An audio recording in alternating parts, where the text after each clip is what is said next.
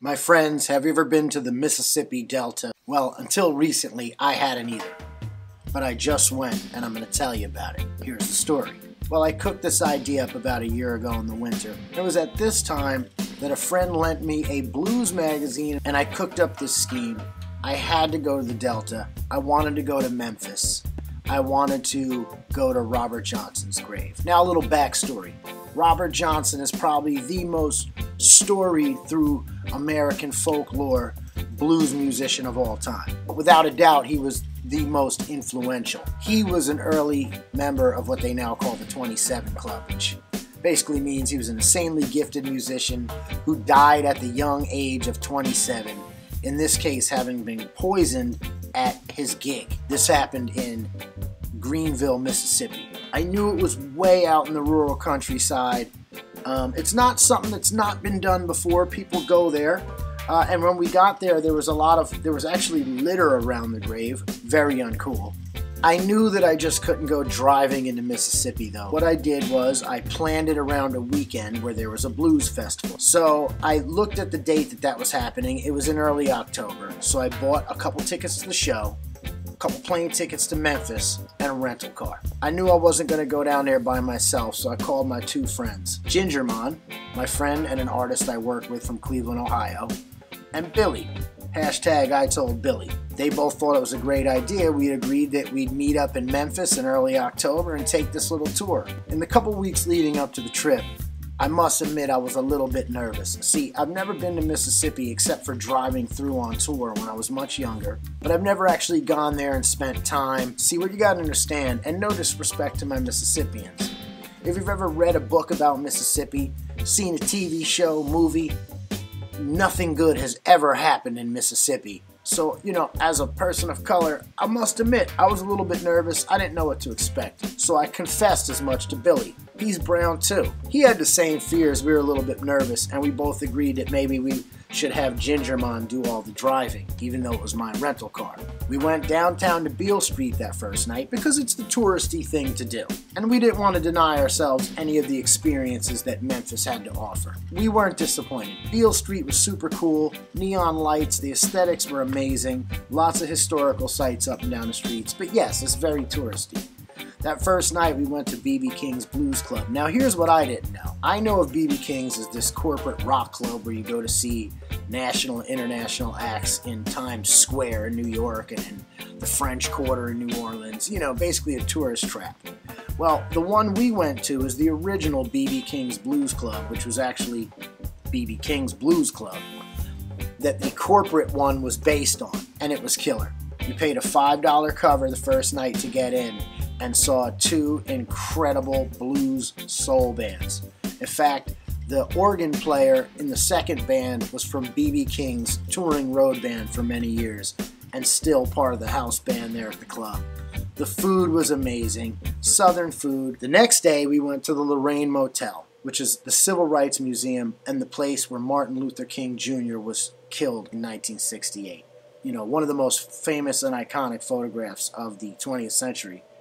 And we were actually on the balcony. We got to visit the place. You walk in there, you get primed up with a museum, which is basically the middle passage up to the assassination. So they take you from slavery up to the day Martin Luther King was killed and make sure you're righteously pissed off.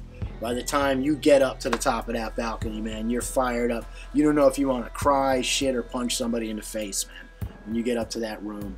And it's pretty heavy because when you get up there, they have I guess he had the room here and the room across the hall for his crew, And they have them both glassed off now, and you can walk through and see the rooms in their undisturbed state. There's cigarettes in the ashtrays. There's it's creepy, man. And of course, you look right there on the balcony at the spot where Dr. King was hit by the bullet that day and killed, and taken from us way too early. And it's humbling, to say the least. So after you go through that whole section, you can then walk across the street because the guest house where the assassin fired the bullet from is also part of the museum. And you can go up into his little room and his little nest where he did his dastardly fucking act. and you can actually look through the bathroom window that he fired the shot from, and they have on the ground down below a line of gray bricks going from the window across the street to the balcony of the motel to show you the trajectory of the bullet. They have everything detailed in there. They have the gun. The gun is in there. They have the bullet they took out of Dr. King in there. Everything to do with when James Earl Ray, who was the assassin, he fled apparently. I didn't know this. He fled to England and was on the lam for about a month. He got caught trying to cross into Belgium because he had 2 passports and the dumbass had his name spelled wrong on one of his fake passports. He was trying to get to Rhodesia, which is now Zimbabwe, but at that time was Rhodesia, and it was under the it was under a racist white supremacist regime. So I guess he thought he was going to go there as I don't know what the fuck I was thinking. It was a heavy experience. After we left there, we went to the Stax Museum, which was like, okay, now we went down, let's go up, right? So we go to the Stax Museum. We see all the awesome stuff. The instruments are there. The mixing console's there. Stax Museum is one of the, you know, you have Motown and Stax, and that's American soul, man. Not to forget Muscle Shoals. But you have Motown and Stax. I mean, just Google STAX if you're not familiar with what I'm talking about. So that is also now a museum. We took the tour there, saw a little film, then got to walk through the studio and the grounds. And when we left there, it was pouring rain and cold. We went around the corner to a soul food place and enjoyed some amazing soul food. The day after that, we drove out to Helena, Arkansas, and spent the day at the King Biscuit Blues Festival. What an amazing time. Now, any fears that we had about, you know, worrying about people and racist encounters with police or anything else, we only saw about 2 or 3 police, one sitting on the side of the road in the cotton fields, and 2 that were escorting cyclists over the Mississippi River, over this bridge that went over the Mississippi, and we had to sit behind the cyclists and the police as they slowly made their way over this bridge. Other than that, nothing, man. We get to the festival, and it's nothing but enjoying blues and more food. This is why people down south, they've got an eating issue down there, because the food is just so damn good. So there's a lot more of that. There was vending, street musicians, and then we watched an hour or 2 at the main stage watching, but the real action was on the street, where you could walk the street and just see the street performers play. Wow, it was great, and it felt awesome to be not doing a gig for once and to just be a musical tourist, and I'm here as an audience member, and I'm taking in all this great guitar playing, and then realize you're at ground zero for the best talent in the world. We were humbled quite a few times on this journey. So the night after the festival is over, we hit the road and we headed down to Clarksdale, Mississippi.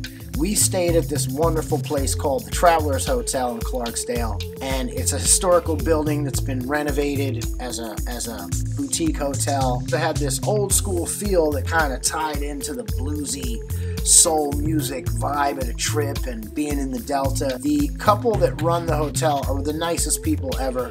We kept them up all night there. They have a tiny little bar, and they poured us beers till late into the night. We sang some songs to them with the acoustic guitars. We had another couple that was at the bar with us. It was a birthday, so the guitars came out. We had a great time. That place was awesome. The next morning, Sunday, we woke up and we drove way out to the cotton fields to Greenville, Mississippi, to the AME Zionist Baptist Church, where the grave of Robert Johnson is. Now, on the way out to Clarksdale, we stopped at the legendary Crossroads, immortalized in song and American folklore. It's purported to be the intersection of historic Highway 61 and Highway 49 in Clarksdale, Mississippi. But back to the Robert Johnson's grave story. I took a little film when we arrived and documented the experience for myself and also to share with you. But we finally make it down to the little church. Now, when we go down it's all dirt roads down there. It's just like I've seen in the movies. I couldn't believe what I was seeing. It started to rain. The roads turned to mud. The rental car was white. The red mud was pelting the rental car. It was quite a scene, geographically speaking, and got to Robert Johnson's grave. I had a little slide, a guitar slide that I had purchased in Clarksdale that I placed on the tombstone for the duration of the visit that we were there, hoping to suck up a little mojo on my slide. We paid our respects, took some very cool pictures, and headed out to the site where Emmett Till was murdered. Now, Emmett Till this was right up the road, by the way. The site, Robert Johnson's grave is right here, and 4 miles up the road is the site of Emmett Till's abduction and murder. Quick backstory, in 1955, Emmett Till was a 14-year-old boy from Chicago visiting Money, Mississippi. Apparently, there was an exchange between him and a white shop owner, a female. Later in life, I guess on her deathbed, she admitted she made the whole thing up. Long story short, she claimed this young 14-year-old boy had flirted with her.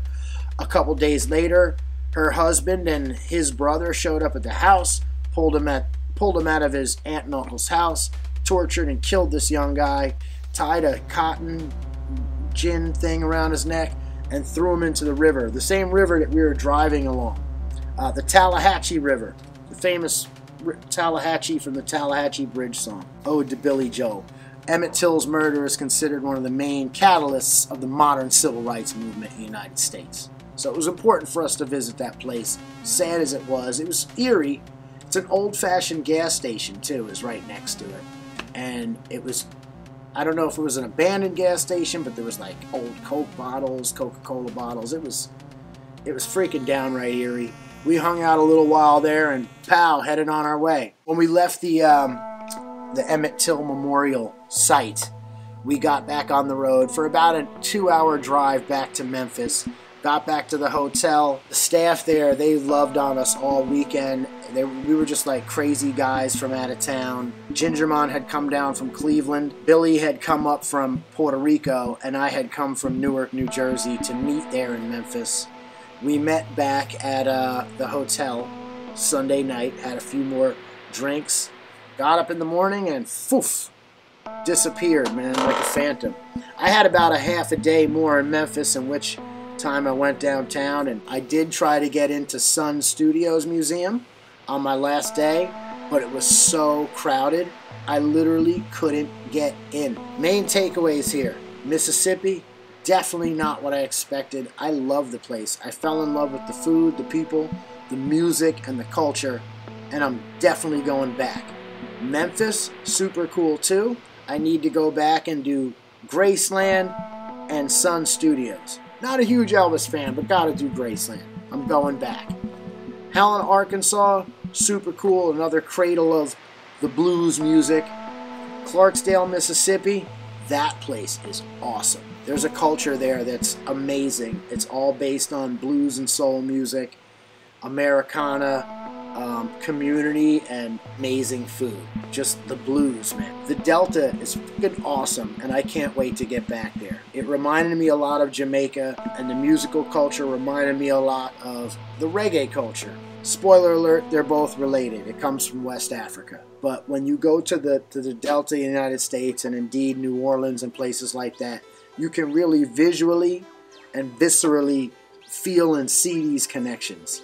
And that was amazing. That's an experience I'm never going to forget. I literally can't wait to go back there. Who wants to go in the spring? It's your boy Dubby. Thanks for listening to this story. I will talk to you guys soon. Yeah.